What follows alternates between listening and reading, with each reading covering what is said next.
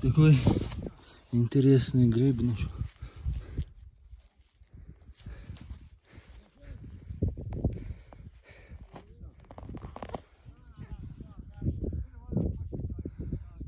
что это за гриб такой?